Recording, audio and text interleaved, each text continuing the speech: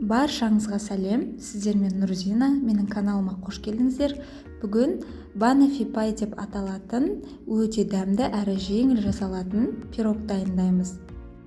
Құрамын описание бөлімінде жазып қалдыратын боламын. Видеоны соңына дейін қарап, менімен бірге болыңыздар.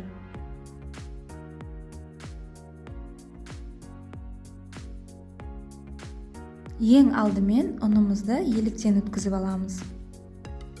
Мұздатқыштан, яғни морозильниктен шыққан салқын майымызды ұнға ауната отырып, теркадан өткіземіз.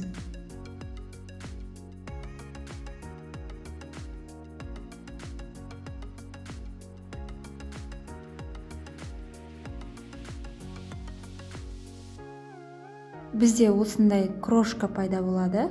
Жақсылап араластырып, үстіне қант ұнтағын және шым-шым тұзымызды қосып бір араластырып жібереміз. Үстіне жұмыртқаның 2 сары уызын саламыз, яғни ағынан толық ажыратып алуымыз керек. Жақсылап араластырып, қолымызбен езгілей отырып, қамыр илейміз. Артық ештеңе қосып қажет емес, өзі қазір біркелкі қамырға айналады.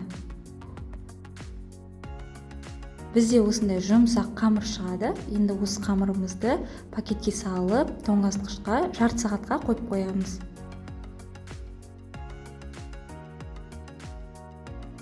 Формамызды дайындап аламыз. Мен шет-шеттерін кішкене майладым.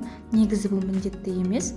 Демалып шыққан қамырымызды формамызға салып, осылай қолымызбен біркелкі етіп, барлық жағын тегістеп, жайып шығамыз.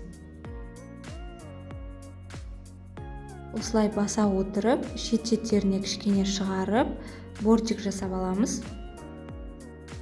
Қамырдың ортасын тым жұқа қылмаймыз. Жұқа болса сынып кетуі мүмкін. Бортигі біркелкі көріну үшін шаншқымен жан-жағын осылай басып шығамыз. Біздің коржымыз пісіп жатқанда көтеріліп кетпес үшін осылай шаншқымен ортасында тесіп шығамыз және 180 градуста 20-25 минут пісіріп аламыз. Коржымыз осылай қызарып әдемі болып пісіп шығу керек. Енді бұны суығанша қалдырамыз. Ал енді кремін дайындаймыз. Ол үшін бізге салқын 33-35% аралығындағы кілегей, қант ұнтағы және сүзбелі ірімшік керек болады. Сүзбелі ірімшікті қосу міндетті емес, тек қана сливке мен қант ұнтағынан крем жасай берсеңіздер болады, бірақ мен кішкене қосып жібердім. Сүзбелі ірімшігіміздің үстінен осылай қант ұнтағын салып, екеуін біркелкі етіп миксермен шайқап аламыз.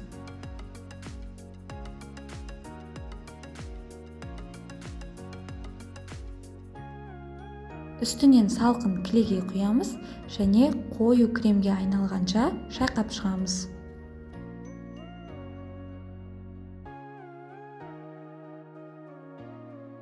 Креміміз осылай қоюланып әдемі болып шайқалып шықты.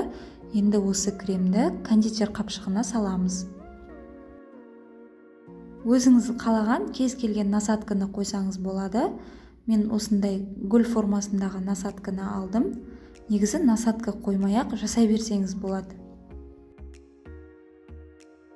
Пирогтың начинкасына вареная сгущенка және банан қажет болады. Бірінші варенкамызды саламыз. Мен шамамен 3 ас қасықтай салдым. Қатты көп қосуға да болмайды, себебі тым тәтті болып кетуі мүмкін. Барлық жағына бірдей етіп, тегістеп жағып шығамыз.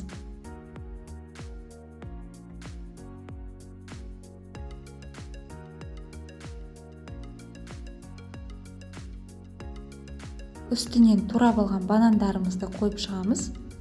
Менде банандар кішірек болған соң, екеуін турап салдым.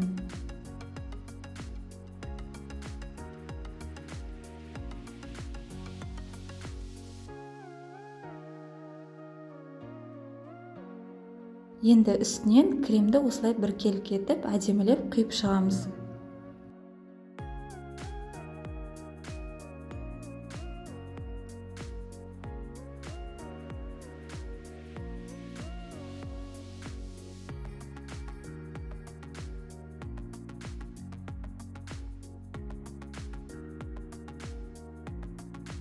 Біздің пирогымыз осымен дайын болды. Енді үстін қалауыңызша әсемдесеңіз болады. Мен какао ұнтағын сеуіп шықтым. Енді дайын болған пирогымызды кемінде 2-3 сағатқа тоңазытқышқа салып қоямыз.